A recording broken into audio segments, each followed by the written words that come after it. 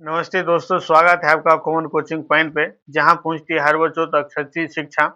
अगर आप नवोदय की तैयारी कर रहे हैं तो ये वीडियो जो है सो आपके लिए है। और ज्यामिति का या रेखा गणित का जो है सो प्रश्न सॉल्व करने के लिए जो है सो आपका ये नॉलेज जो है सो होना जरूरी है। ये बेसिक नॉलेज है। और अगर आप समांतर रेखाओं की कुछ शर्तों को अगर नहीं समझते हैं तो आपको जो है सो रेखा गणित या ज्यामिति का जो है सो प्रश्न सॉल्व नहीं होगा। तो ये समांतर रेखाओं की क्या-क्या शर्तें हैं, इस शर्तों के बारे में जैसे हम जानते हैं। तो पहला शर्त है कि संगत कोण बराबर होते हैं। जैसे कोण LNB, तो कोण LNB ये है। उसके बाद जैसे संगत कोण है NTD, तो NTD ठीक है। ये कोण और ये कोण, ये दोनों कोण जैसे संगत कोण है। LNB और NTD ये दोनों कोण जैसे संगत कोण है और इस दोनों कोण का मान जो है सो बराबर होगा। इस कोण का मान अगर 45 डिग्री है तो इस कोण का मान भी जैसे 45 डिग्री होगा। ठीक है। दूसरा संगत कोण देखते हैं, कोण BNT। ठीक है, तो BNT देखते हैं, तो BNT ठीक है, ये कोण है BNT। BNT बीच वाला। उसके बाद जो है सो ये कोण होगा DTM। ठीक है, DTM, ये कोण और ये कोण, ये दोनों कोण जैसे संगत कोण है। इस दोनों कोण का मान जो है सो बराबर होगा। और इस कोण का मान जैसे 120 डिग्री है तो इस कोण का मान भी जैसे 120 डिग्री होगा। उसके बाद तीसरा संगत कोण है LNB, कोण LNA है। ठीक है, कोण LNA, तो कोण LNA कौन है, कोण LNA, तो ये कोण है और ये कोण। ठीक है, तो कोण LNA है और NTC है। ठीक है, NTC, तो ये कोण और ये कोण, ये दोनों कोण जो है सो संगत कोण है और इस दोनों कोण का मान जो है सो बराबर होगा। ठीक है, इस दोनों कोण का मान जो है सो बराबर होगा। उसके बाद जो है सो अगला कौन है, कौन ANT, तो ANT कहाँ है, ANT ठीक है, ये कौन।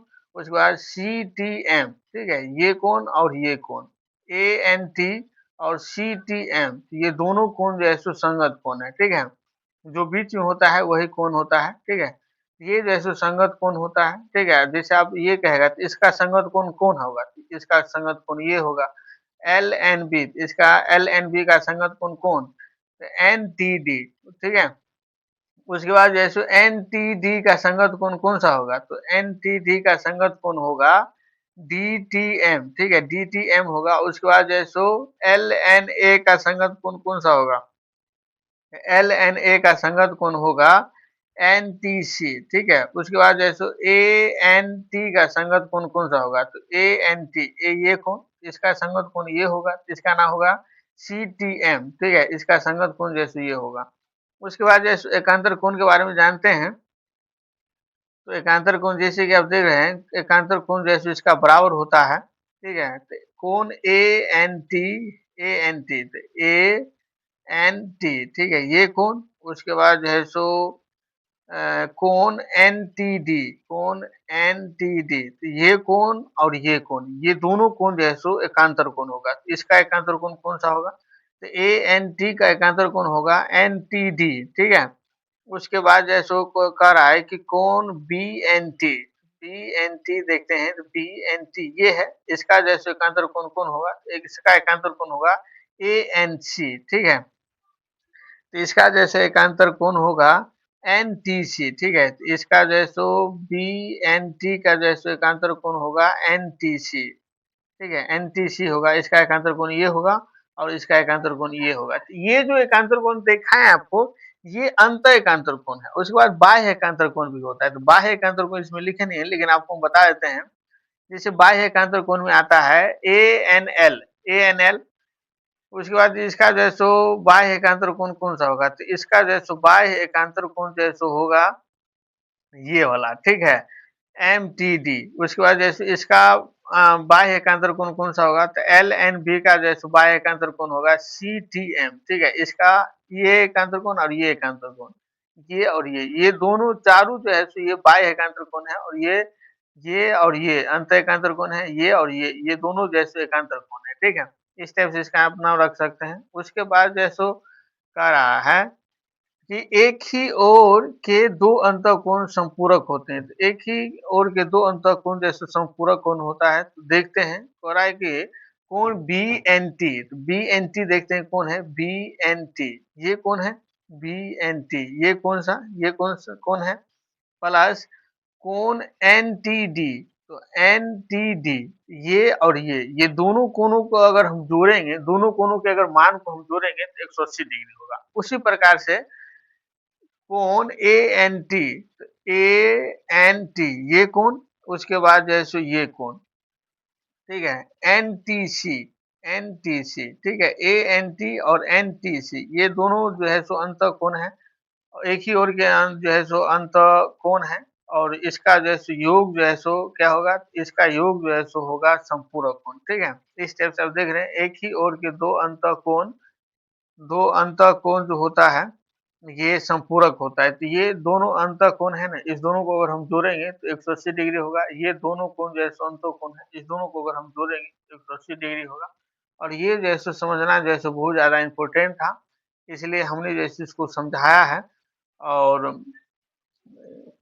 इसको इसका जो है सो हम रेखा गणित का अब जो है सो क्वेश्चन आंसर सॉल्व करेंगे। देखते हैं इसका क्वेश्चन आंसर जो है सो क्या कह रहा है। अगर आप ये तीनों वीडियो अगर आप देखे हैं, या इससे पिछले 2 वीडियो अगर आप देखे हैं, तो आपको जो है सो जब इसका क्वेश्चन आंसर सॉल्व करेंगे तो आपको जो है सो समझ में आएगा।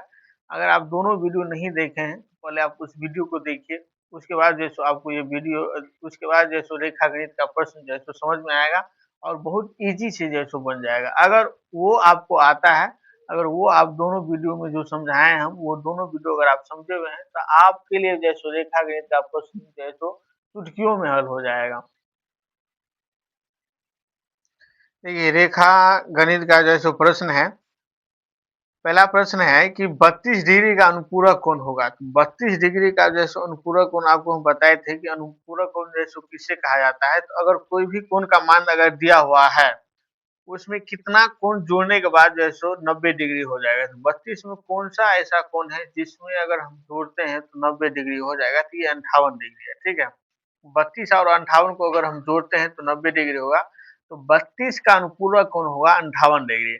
उसके बाद जो है सो 65 का संपूरक कोण कौन सा होगा। तो संपूरक कोणों का योग जो है सो 180 डिग्री होता है।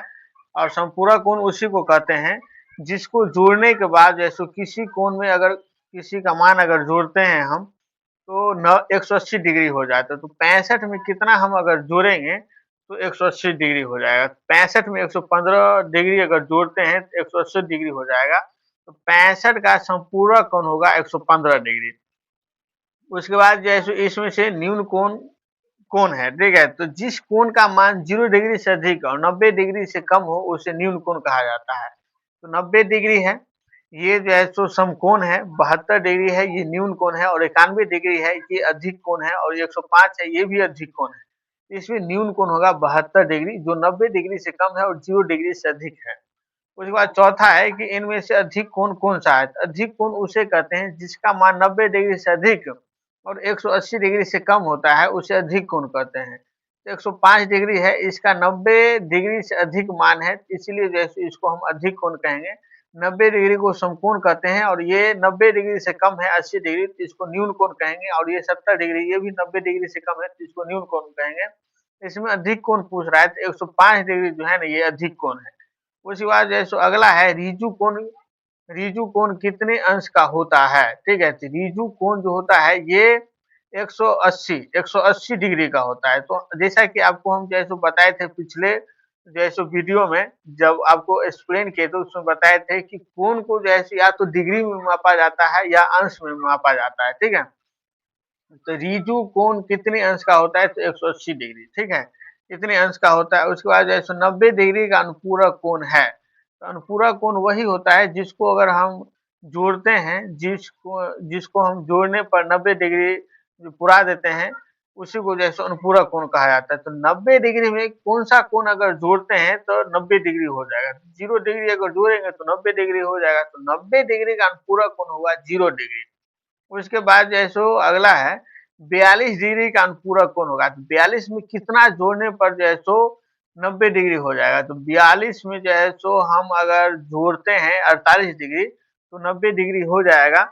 तो 42 का अनुपूरक कोण होगा 48 डिग्री। उसके बाद जो है सो 45 डिग्री का अनुपूरक कोण जो है सो कितना होगा। 45 डिग्री अनुपूरक कोण जो है सो 45 डिग्री होगा, क्योंकि 45 डिग्री में 45 डिग्री जोड़ने के बाद जो है सो 90 डिग्री हो जाएगा।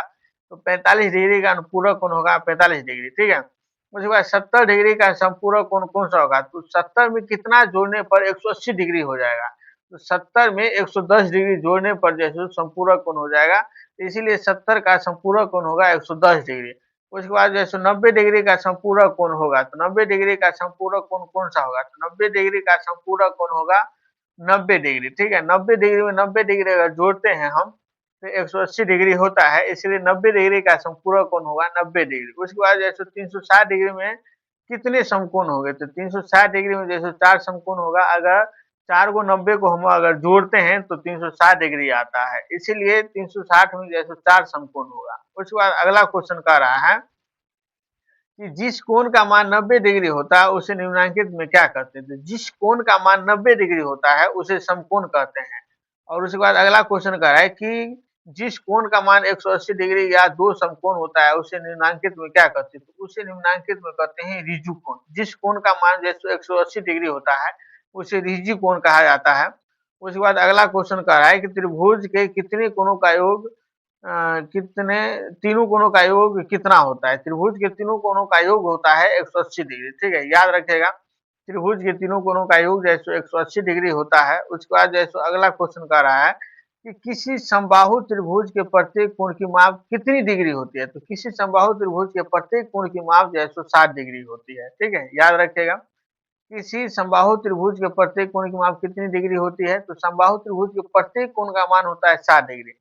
उसके बाद 16 नंबर प्रश्न कह रहा है कि एक समकोण त्रिभुज का एक न्यून कोण 30 डिग्री है, तो दूसरा न्यून कोण कितना होगा, तो दूसरा न्यून कोण होगा 60 डिग्री, क्योंकि 90 डिग्री तो पहले से है और ये एक न्यून कोण है 60 डिग्री और दूसरा न्यून कोण होगा जो है सो दूसरा पहला न्यून कोण है 30 डिग्री, तो दूसरा न्यून कोण होगा 60 डिग्री। 60 और 30 को जोड़ेंगे तो 90 और 90 पहले से है तो 90 90 180 हो जाएगा।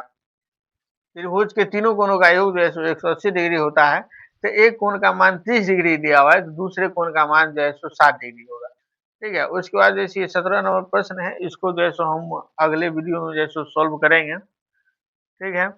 सीखते रहिए, बढ़ते रहिए, मिलते हैं अगले वीडियो में शिव कॉमन कोचिंग पॉइंट पर। अगर वीडियो पसंद आया हो तो लाइक शेयर और सब्सक्राइब जरूर करें, क्योंकि ज्ञान बांटने से बढ़ता है। Thank you.